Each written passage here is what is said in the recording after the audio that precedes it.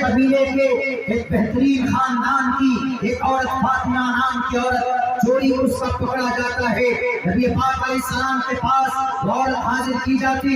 آپ علیہ السلام فرمان جاری کرتے السارق والسارقۃ فاقطعوا ایدیہما، اس عورت کا ہاتھ کاٹ دو اس لیے کہ اس نے چوری کی ہے. تو پھر اللہ کے نبی کے پاس وہ قبیلے والے، وہ خاندان والے، قبیلے قریش کے اس خاندان کے لوگ پہنچے کہ اگر ہماری فاطمہ کا ہاتھ کاٹ دیا جائے گا تو ہماری ناک کٹنی ہو جائے گی، ہماری بے عزتی اور توہین ہو جائے گی. اس لیے جاؤ اسامہ بن زید کو بھیجو سفارش کرنے کے لیے، نبی سے کہیں اے محمد آپ اس عورت کو معاف کر دیجئے، اس کے ہاتھوں کو مت کاٹیے. جب اسامہ بن زید پہنچتے محمد رسول اللہ کے پاس تو آپ علیہ السلام سے کہتے ہیں اے اللہ کے نبی یہ عورت ہے، پہلی بار غلطی ہوئی ہے، آپ ان کو چھوڑ دیجئے، آپ ان کو معاف کر دیجئے. دنیا والوں یاد کرنا میرے نبی کا فرمان یہ تھا کہ اسامہ بن زید مجھے بڑا دکھ ہوا جو تم اس کی سفارش کرنے کے لیے پہنچے ہو، ایک غلط آدمی کی طرفداری کرنے پہنچے ہو، ایک مجرم کی طرفداری کرنے پہنچے ہو.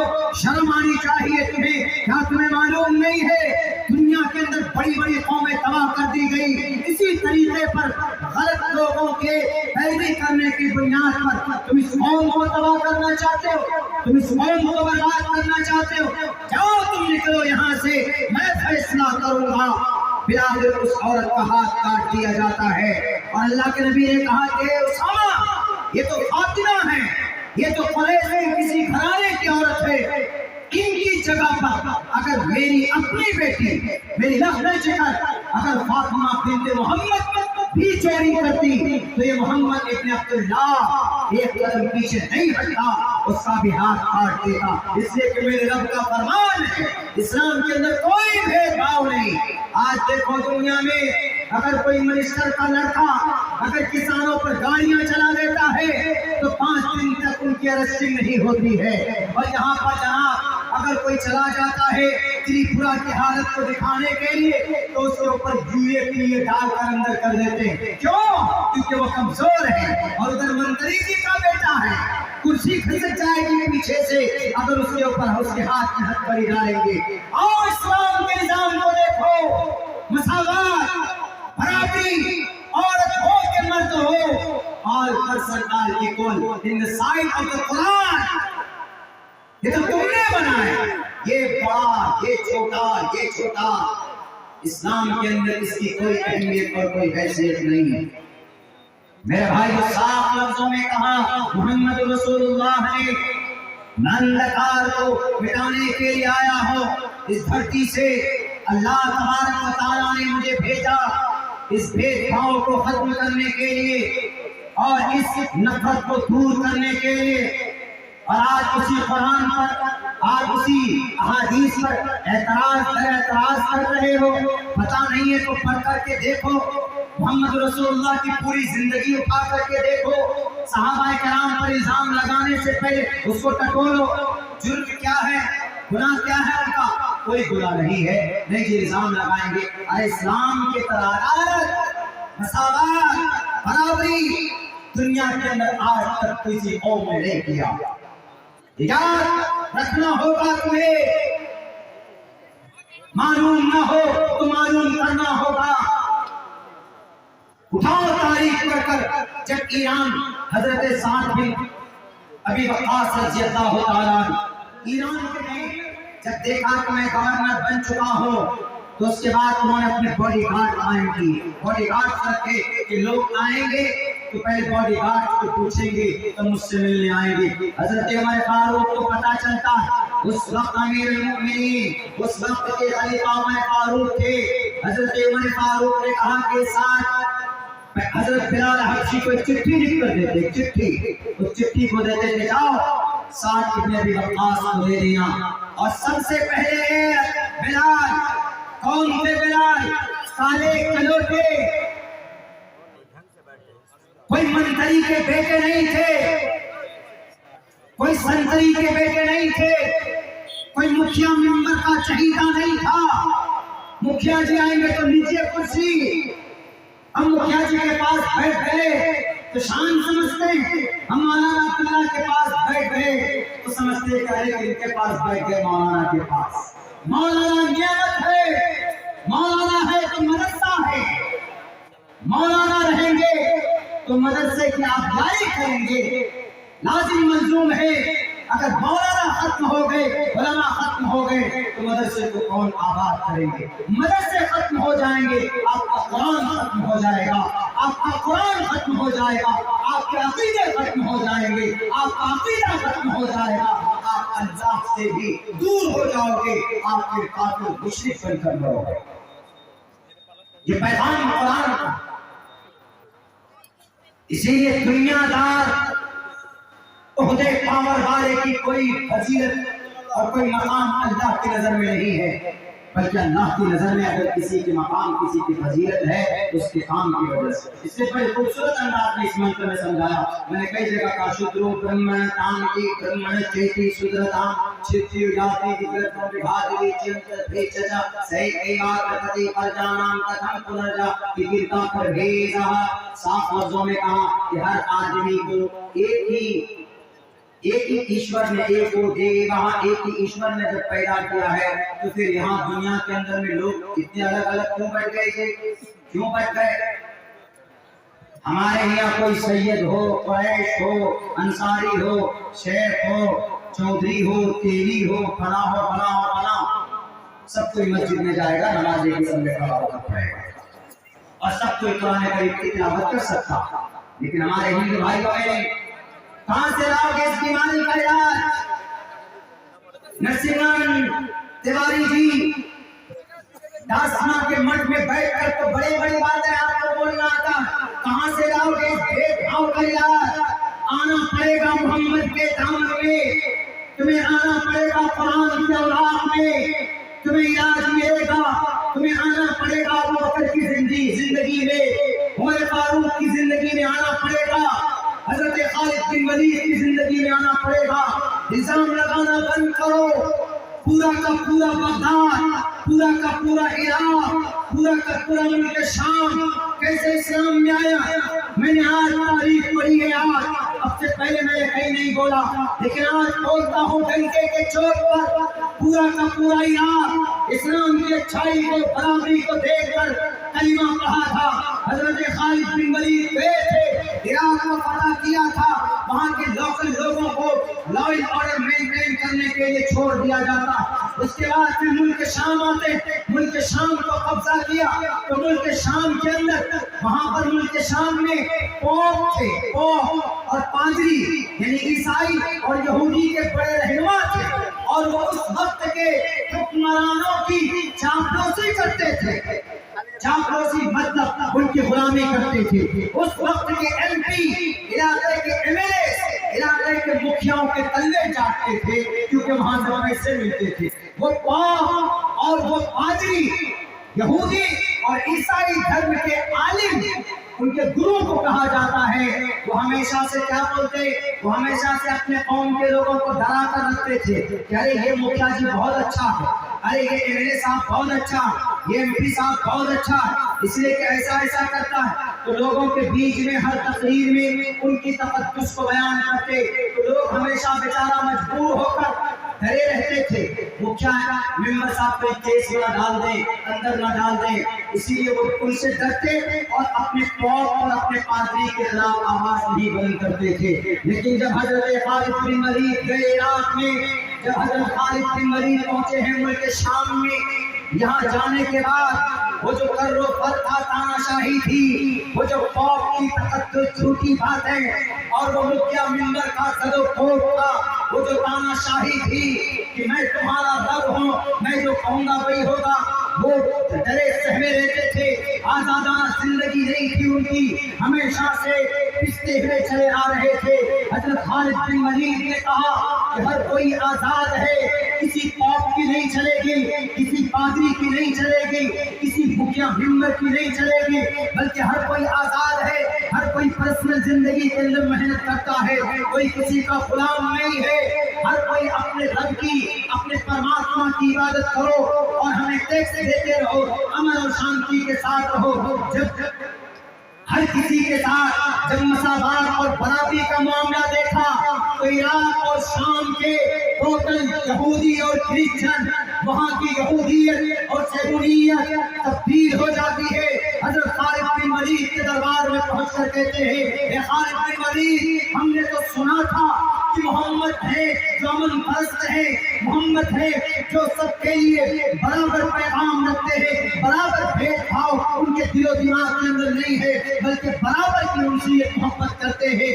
آج ہمیں دیکھنے کو ملا ہے، آج ہمارے دل سے خوف نکل گیا ہے، آج ہم نے برابری کو، انصاف کو دیکھا ہے۔ اس لیے جس دھرم کو آپ لے کر آئے، بتائیے کیا کرنا ہوگا؟ پورا کا پورا عراق، بھارت کے کرپٹ میڈیا، تاریخ پڑھو عراق کی، تاریخ پڑھو پاکستان کی، تاریخ پڑھو اندلس کی، تاریخ پڑھو یروشلم کی۔ حضرت عمر فاروق گئے تھے لیکن ان کے غلام اونٹ پر بیٹھے تھے اور حضرت فاروق اعظم نیچے اونٹ کی نکیل ہاتھ میں لے کر جا رہے تھے، تو لوگوں نے کہا واہ کتنا خوبصورت، نیچے غلام جا رہا ہے، قاتل جا رہا ہے، اور اوپر یہ ان کے گرو بیٹھے ہیں، کالے کالے ہونٹ ہیں، پوری کالی شکل ہے، حالانکہ وہ قاتل ان کے اوپر تھے جو تاریخ ان کی بیٹھنے کی تھی۔ 700 میل کا سفر طے کر کے یروشلم پہنچے تھے عمر فاروق۔ ان کی اس چیز کو دیکھ کر ابو عبیدہ نے کہا کہ ارے وہ حکمراں نہیں ہے، وہ نہیں ہے، گرو نیچے ہے، حکمراں امیر ہمارے نیچے، خلیفہ ہمارے جو امیر المؤمنین ہے وہ نیچے ہے۔ ان کے اس فعل کو دیکھ کر یروشلم کے ہزاروں کی تعداد میں کرسچنوں نے سر جھکا دیا۔ سر مطلب یعنی یہ کہا اے امیر المؤمنین، ہم نے اتنا بڑا بادشاہ، اتنا دل والا بادشاہ آج تک ہم نے نہیں دیکھا۔ ہم نے تو سنا تھا کہ عمر وہ ہے جو تلوار سے بات کرتے ہیں، ہم نے تو سنا تھا کہ عمر فاروق وہ ہے جنہیں دیکھ کر دشمن اپنا راستہ بدل دیا کرتا ہے۔ اسی لیے ہم آج آپ کو یہ لیجیے چابی، بیت المقدس کی چابی لیجیے۔ یروشلم میں، فلسطین میں کوئی ظلم و زیادتی نہیں ہوئی تھی، جیتنے والوں کی تلواروں والا دھرم ہے۔ پڑھو نا قرآن، لا اکراہ فی الدین، the truth stands out from the error, clear from the error. There will be no compulsion in the religion. دھرم کے اندر کوئی زور زبردستی نہیں، لیکن پڑھو گے کیسے؟ تمہیں تو اپنے گروؤں کو خوش کرنے کے لیے نیوز بنانے میں بزی رہتے ہو، فرصت ملتی ہی نہیں۔ اپنے گرنتھوں کو پڑھو، مقام اور فضیلت کیسے کیا ہوتی ہے، انسان اور مانوتا کس کو بولتے ہیں، پڑھو گرنتھوں کو، تمہیں پتا چل جائے گا۔ آج میں نے کچھ لوگ ایک منتر پڑھا ہے جس کے اندر آپ نے اتنا اچھا میسج شری کرشن جی نے انسانوں کو دیا ہے، کے اندر کیا کہا؟ اے لوگوں، مجھے سنسکرت یاد نہیں ہوا ہے، ہو جائے گا بہت جلدی میں اردو میں ٹرانسلیٹ کرتا ہوں اس کو۔ اے لوگوں، یہ دنیا الٹی ورکش ہے، پیڑ ہے، یعنی یہ سوکھنے والی پیڑ ہے، اور یہ پیڑ سوکھ جائے گی۔ آپس میں جو تم بھید بھاؤ کرتے ہو، ایشور تمہارے جرم عظیم کو کبھی معاف نہیں کرے گا۔ کرشن جی کہہ رہے ہمارے ہندو بھائیوں، آپ کو بھی کھڑا ہونا ہوگا اپنا حق لینے کے لیے۔ کوئی دلت نہیں ہے آپ میں، آپ کو دلت بنایا گیا، آپ کے ویدات میں دلت نہیں ہے، آپ بھارت کے سنویدھان میں آپ دلت نہیں ہے، دلت ہے لیکن برابری کا حق آپ کو دیا گیا۔ نام ہے صرف آپ کا منگلو، لیکن آپ کا مقام اور آپ کا حق اتنا ہی ہے جتنا ایک بڑے اونچے خاندان والے کا جتنا حق ہو۔ حق کی لڑائی کون لڑا؟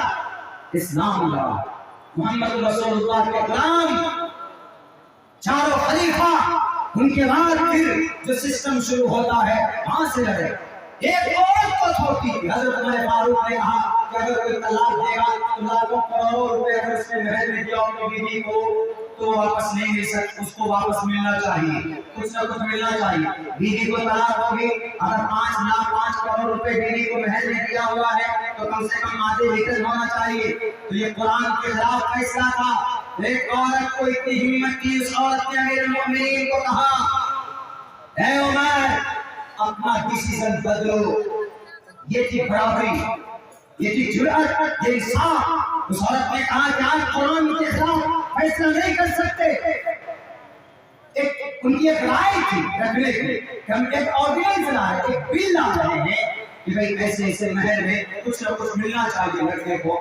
تو انہوں نے عورت نے کیا کہا کہ جب اللہ نے قرآن میں فیصلہ کر دیا، جب اللہ کا قرآن میں سے قطعی ہے عمر فاروق، نبی نے کوئی تبدیلی نہیں کی، ابو بکر نے کوئی تبدیلی نہیں کی، تو آپ کون ہوتے ہیں؟ عمر فاروق نے کہا کہ آج مجھے اس بڑھیا نے دین سکھا دیا. ایک عورت کو حق ہوتا تھا اپنا، ایک عورت کو ہمت ہوتی تھی اپنا حق مانگنے کا. کس نے یہ جرأت دی، کس نے یہ پیغام، کس نے یہ حق دیے برابری کا؟ اسلام نے دی. اسلام نے یہ مقام دیا ہے عورتوں کو، ان کو سمان دینا لکھا کر کے.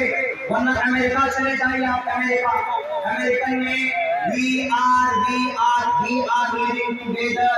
آج امریکہ میں کلنٹن جو کچھ دنوں پہلے صدر تھا امریکہ کا، اس نے اسٹیٹ آف یونین ایڈریس میں کہا تھا، یعنی بھارت امریکہ کا جو صدر ہوتا ہے وہ پورے 5 سال میں ایک بار عوام کو جنتا کو سمبودھت کرتا. تو سمبودھن میں انہوں نے کیا کہا تھا اپنی اسپیچ میں؟ اسٹیٹ آف یونین ایڈریس میں یہ کہا تھا کہ ان قریب امریکہ میں حرام زادوں کی تعداد ہوگی، حرام زادے باسٹرڈ کی تعداد ہوگی. الفاظ باسٹرڈ کے استعمال کیے، لیکن یہ استعمال کیا تھا کہ born and lots of people born without any wedlock. wedlock مطلب نکاح کو بولتے ہیں انگریزی میں wedlock، یعنی بچے پیدا ہوں گے بنا نکاح کے. اور یورپ میں ہو رہا، یورپ کے اندر ہو رہا، وہاں پر بچے پیدا ہوتے ہیں شادی نہیں ہوتی. آج ہمارے بھارت میں بھی وہ کلچر آ گیا ہے. لیونگ ریلیشن، فیشن دیکھیے، عزت. زنا کو کتنا خوبصورت نام دیا، وی آر لیونگ ٹوگیدر. بہت خوبصورت لفظ، بہت پیارا لفظ. And we are relationship from long time. ہم بہت زمانے سے ریلیشن شپ ہے. ریلیشن شپ کا مطلب ناجائز سنبندھ میں ہے. بتائیے کتنا خوبصورت نام دیا میرے بھائیوں، میرے ساتھیوں. اس نے عورت کو مقام دیا. حرامی بچے پیدا ہوتے تھے، لیکن اللہ کے نبی نے کہا نہیں چلے گا یہ. اگر کسی عورت سے تمہیں پیار ہے، محبت ہے تو جائز کرو اس کو، ویٹ کرو پہلے. The first of building, wait and after that you can with her the relationship continue آپ کر سکتے ہو، ان کے ساتھ آپ آگے رشتہ بڑھا سکتے ہو. مقام کس نے دیا؟ قرآن نے دیا. مقام کس نے دیا؟ محمد رسول اللہ کی زندگی نے دیا. لیکن آج لوگ پورے ہیں جناب اسلام کو بدنام کرنے میں. میں لکھ کر دیتا ہوں، نہیں پروف کر سکتے اسلام کے مقابلے میں نہیں آ سکتے کوئی بھی کہیں سے کہیں تک بھی. ایسا نہیں کہ عمر فاروق تھے 23 لاکھ مربع میل کو فتح کیا تھا تو جو من میں آیا کیا. نہیں، قرآن ان کے خلاف، نبی پاک علیہ السلام کے فرمان، ان کے طریقے کے خلاف. عمر فاروق کو بھی ادھیکار نہیں. اتنے بڑے طاقتور جنگے مشرق و مغرب کو فتح کیا. حضرت عباس کے گھر کا پرنارا اٹھا کر پھینک دیا. حضرت عباس رضی اللہ تعالیٰ عنہ کے گھر کا پرنارا، کیونکہ پانی نکلتا گرتا تھا مسجد نبی کے قریب میں، تو نمازیوں کو دقت اور دشواری ہوتی تھی. تو حضرت عمر فاروق نے دیکھا تو حضرت عباس آئے تو ان کے عدم موجودگی میں پرنارا کو پھاڑ کر پھینک دیا جاتا ہے. تو اس کے بعد کیا ہوتا ہے پتہ ہے؟ اس کے بعد حضرت عباس آتے. حضرت عباس نے کہا کہ یہ پرنارا کون اتارا؟ تو لوگوں نے کہا کہ امیر المومنین نے اتار دیا پرنارا. غصہ ہو گئے. کہاں جاتے؟ سپریم کورٹ میں گئے. اس وقت کے سپریم کورٹ جج عبید بن کعب رضی اللہ تعالیٰ سپریم کورٹ کے جج تھے، وہ جسٹس تھے. ان کے پاس کیس پہنچتا. کیس پہنچنے کے بعد عمر فاروق بھی حاضر ہوئے. عمر فاروق پر کیس ہو گیا. کن پر کیس ہوا؟ امیر المومنین جو حکمران آنا ہے. اگر آپ کسی منتری کے خلاف کیس کر لو تو تمہاری ڈیتھ موت پکی ہے. اگر آپ کے دیش میں کسی نیتا کے خلاف FIR کر لو تو آج تو پھر آپ کا ٹولریشن اتنا ہوگا، آپ کو اتنا ٹارچر کیا جائے گا کہ مت پوچھیے. جیسے ہم کو کیا جاتا ہے، ہم کو بھی کیا جاتا ہے. ہم نیتاؤں سے ویسے بھی ٹکرا جاتے ہیں شاید میں آپ بتاؤں. لیکن مجھے جو چیز سمجھ میں نہیں آتی ہے، ہم جو چیز سمجھ لیتے ہیں کہ غلط ہے تو غلط ہے. بس غلط ہے، میں کہوں گا مر جاؤں گا، یہ غلط ہے تو غلط ہے. میرے باپ کی میری ماں کی کوئی چلے غلط تو میں کہہ دوں گا کہ امی یہ غلط ہے پائے میں am not accepted that this work is not spiritual.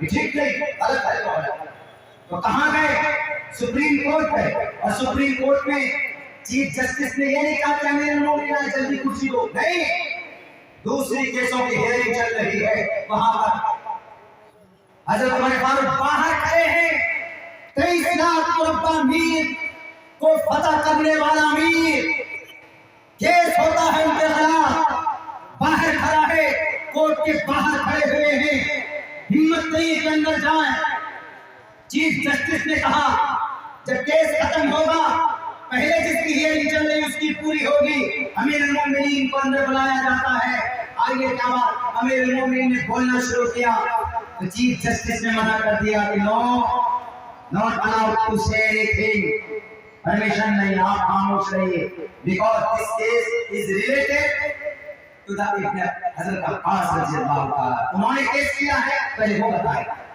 حضرت عباس سے کہا گیا کہ بتاؤ کیا ہے کیا معاملہ انہوں نے کہا کہ چیف جسٹس صاحب ہمایار پرنالہ جو تھا حضرت ابوبکر کے زمانے میں رہا محمد رسول اللہ کے زمانے میں رہا انہوں نے نہیں ہٹایا انہوں نے ہٹا دیا بخاری اور مسلم کے اندر یہ روایت موجود انہوں نے ہٹا دیا اب بتائیے تکلیف ہو رہی اس لیے ہم کو انصاف ملنا چاہیے ایک عام آدمی اس وقت کے پرائم منسٹر کے خلاف کیس لڑ رہے ہیں سنجیو بھٹ نے کیا کیس کیا بیچارہ گجرات کے دنگوں کے مجرمین کو جیل میں ڈالنے کے لیے اس بیچارے کو یونٹ کے جیل میں ڈال دیا جاتا ہے اسلام انصاف کو بناتا ہے اسلام انصاف پیدا کرتا ہے امیر ہو کہ کوئی ہو اس کو بھی کٹگھرے میں آنا پڑے گا عمر فاروق کٹگھرے میں کھڑے ہیں اور صاحب عباس کہتے ہیں مجھے انصاف چاہیے میرا وقت ہو چکا ہے بس صرف 5 منٹ چاہوں گا میں حضرت عباس رضی اللہ تعالیٰ نے کہا اے chief justice of my lord مجھے انصاف I want to justice I want to انصاف مجھے انصاف چاہیے مجھے جسٹس چاہیے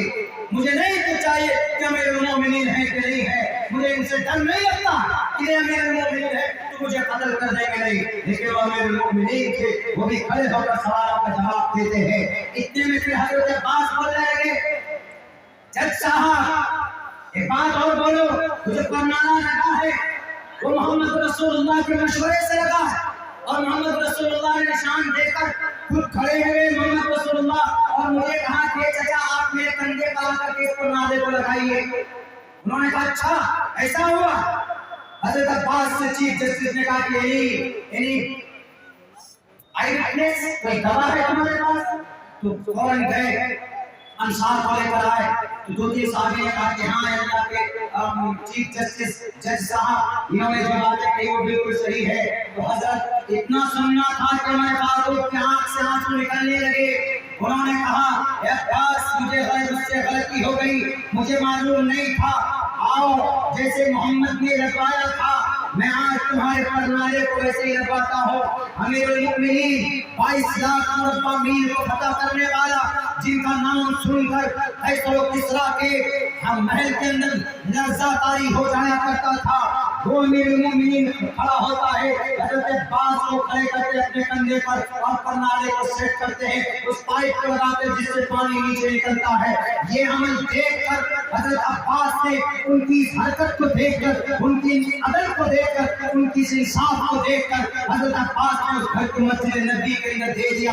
ہے کوئی حکمران ایسا بتاؤ آج کی تاریخ میں تقریباً 5000 ایسے MPs MLAs ہیں 500 پچھلے جب سے آزاد ہوا ہے بھارت تب سے لے کر آج تک جن پر ریپ کے کیسز ہیں جن پر چوری کے کیسز ہیں ڈاکے ڈالنے کے کیسز ہیں ہے کوئی مائع کنال جو ان پر کیس چلائے اور ان کے اوپر ٹرائل شروع کرے نہیں چلا پاؤ گے کیوں تمہارے پاس ایسا کوئی نظام بھی نہیں ہے اگر ایسا کوئی نظام ہے کہیں پر تو وہ اسلام کے اندر ہے برابری کا نظام اگر کہیں پر ہے مساوات کا کوئی نظام اگر کہیں پر ہے تو وہ محمد رسول اللہ کی لائی ہوئی شریعت اللہ کی بھیجی ہوئی قرآن کے اندر ہے اور صاف لفظوں میں کہا ہے انصاف کرو ان اللہ یامرکم ان تؤدوا الامانات الی اہلھا